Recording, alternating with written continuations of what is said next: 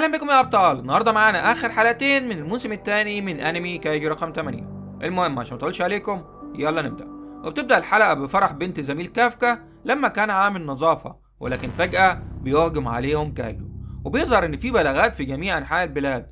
واثناء هروبهم من الفرح بيهجم عليهم كايجو وبيمسك العروسه، وهو بيستعد ياكلها بيتدخل نارومي في اخر لحظه وبيقطعه زي الشاورما، وبيتم انقاذ العروسه. وبيقول للجميع هجوم يا قوات الدفاع. وده أول قتال لقوات الدفاع بالبدلات الجديدة، ونارومي بيقاتل بالسلاح رقم 1 اللي بيخليه في مستوى تاني خالص، وبيخلص على الكايجو في لمح البصر. والرقيب بيكلمه بيقوله عندي ليه خبر حلو وخبر وحش. الخبر الحلو إن الفرقة الأولى والثالثة انتشروا في كل الأماكن، والخبر الوحش إننا مش هنقدر نحصل على تعزيزات من باقي الفرق بسبب إن الكايجو متواجد في كل أنحاء البلاد. ومن الواضح انهم مش كايجو عاديين، اكيد كايجو رقم 9 هو السبب. فالنقيب بيقول له حتى لو مفيش تعزيزات هنقضي عليهم. بعدها كوكورو بتستعد عشان تستخدم السلاح رقم 4، وبتركب النفاسة وبتنطلق بسرعة كبيرة جدا، وتخرج منها وهي طايرة والكل مصدوم من سرعتها. وده يعتبر السلاح الأسرع بين الأسلحة المرقمة، وكمان الوحيد اللي بيقدر يطير. عشان كده السلاح ده حصل على الرقم القياسي في قتل الكايجو. وبتهجم من السماء بهجوم قوي زي البرق بيدمر الكايجو، وبتخلص على الكايجو التاني، والجنود بيدعموها بطلقات التجميل، وبتكمل في الهجوم وسرعتها رهيبة. والقائد بيقول براعة الأب ورشاقة الأم هي مزيج قوي بين الاتنين، وبتقتل التلات أهداف بسهولة. وفي نفس الوقت الرقيب هوشنا بيتم تجهيزه بالسلاح رقم 10، والسلاح بيتكلم لأنه الوحيد اللي عنده وعي، والاتنين مش متفقين. وفجأة كايجو رقم 10 بيقطع أرضية الطيارة وبينطلقوا، وبيسقط وسط منطقة كلها كايجو، وبيستعد للهجوم. لكن الرقيب هوشنا راح يمين وكايجو رقم 10 راح شمال، ورقم 10 عايز يقاتل بغشامة ويدخل بوشه، والرقيب عايز يقاتل بذكاء، فبياخدوا ضربة قوية من الكايجو وبيتحاصروا. ورقم 10 مستمتع ومتحمس، وبتنخفض نسبة التوافق من 51% ل 34%. والرقيب هوشنا بيقول كنت مخطئ لما توقعت منك التعاون، أنا اللي هتأقلم معاك وهقاتل بغشامة. وبتبدأ نسبة التوافق تزيد، وبيقتلوا الكايجو بمنتهى السهولة. ورقم 10 متحمس جدا، لكن القتال خلص بسرعة، وبيخرجوا للخارج وبيكملوا القتال. والرقيب بيقول لرقم 10 اقتلهم من الخلف. بعدها بيقول له انت فاشل، في شظية عدت منك. فبيتعصب رقم 10 وقوتهم بتزيد وهم مكملين في القتال، وبيلاحظوا ان الزعيم اللي لونه اسود فبيدخل يخلص على اللي لونهم اخضر، ورقم 10 بيحمي المؤخرة وبيخلص عليهم بسهولة. بيبدأ الرقيب يجهز أقوى هجوم، لدرجة أن رقم 10 بيقول إيه القوة دي؟ عضلاتي هتتمزق، إيه المتعة دي كلها؟ والرقيب بيهجم وبيخلص على الزعيم بمنتهى السهولة زي السكينة في الحلاوة، وبيتم السيطرة على المدرج. ورقم 10 متحمس جدا وبيقول له نقتل الضباط كمان.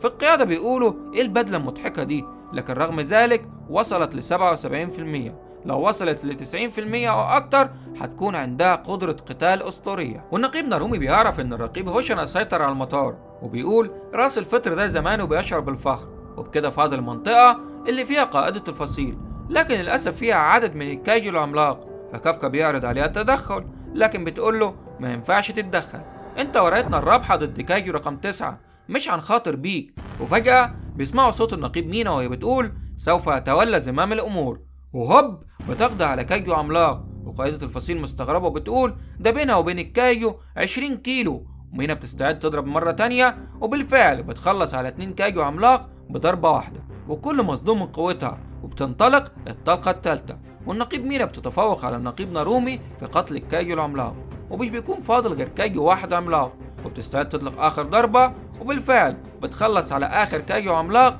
بضربة واحدة. وكافكا مبهور جدا وبيقول هذه هي الرقيب مينا نائبة النقيب كافكا. فقائدة الفصيل بتسمعه وبتقول له بسخرية أيها النقيب كافكا ركز في المعركة. وبينجحوا في القضاء على أغلب الكايجو في المدينة، ولكن كوكورو ونارومي بيقولوا مستحيل المعركة تكون خلصت، هم ما ضربوش أي منشأة في البلاد، أكيد غرضهم حاجة تانية. وبيظهر كايجو رقم 9 وهو بيقول ما ظهرش كايجو رقم 8 حتى الآن، لكن أغلب الأوراق انكشفت. وفجأة بيتم رصد إشارة كايجو قوي، وبيخرج من تحت الأرض في منطقة النقيب نارومي، وقوته 9 يعني في قوة كايجو رقم 10. وبيظهر كمان واحد قدام الرقيب هوشنا وواحد قدام كوكورو، كلهم قوتهم تتخطى ال9 وأرقامهم من 11 ل 15. ورقم 11 اللي قدام كوكورو بيهجم على الضباط وبيقتل 6 بضربة واحدة، وكوكورو بتهرب، وبيعرفوا إنه هدف كايجو رقم 9 إنه يقتل أقوى جنود في قوات الدفاع. وقائد قوات الدفاع بيقول مستحيل نهزمهم، خصوصا إن كوكورو مبتدأة في عامها الأول. ونارومي بيقول لكوكورو مفيش دعم، اقضي على هذا الوحش. فبتقول في سرها أنا زهقت إني دايما ضعيفة ودايما بينقذوني. وبتقول بصوت عالي أنا نيتي من الأول القتال، وقوتها بتوصل ل 84%، ودي قوة نقيب. وكل واحد من القادة أمام كايجو مرقم، والكل بيستعد للقتال. وكوكورو بتقول يجاري عملية الإبادة، لكن كايجو رقم 11 بيهجم عليها بسرعة وبيكمل هجوم متواصل، وهي كمان بتهجم بسرعة رهيبة، لكن رغم قوتها وسرعتها إلا أنها خايفة جدا. ورقم 11 بيعمل هجوم قوي، فبتحاول تهرب في آخر لحظة وبتفعل الدرع، لكن بتاخد ضربة قوية جدا بترجعها مسافة كبيرة ورا، وفي الآخر بتسقط على الأرض.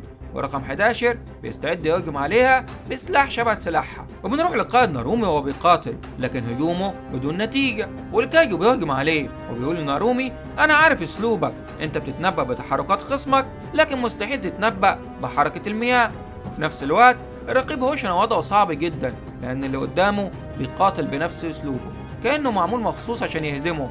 وقائد قوات الدفاع بيقول تعلمت البشرية هزيمة الأعداء من خلال دراستهم، والأول مرة حد يدرسنا عشان يهزمنا، والكائنات دي مصممة لهدف واحد، القضاء على قوات الدفاع. وقائدة الفصيل بتقاتل كايجو رقم 13، لكن الوضع معاها صعب جدا لأنه أقوى منها بكتير، وبتاخد ضربة قوية لكنها بتقوم وبتجري بكل قوتها وبترمي عليه قنبلة جليد وبتضرب نار. وهي بتقول عارف إنه مش هيقتلك، بس على الأقل هكسب شوية وقت عشان أسلم الراية للنقيب نارومي.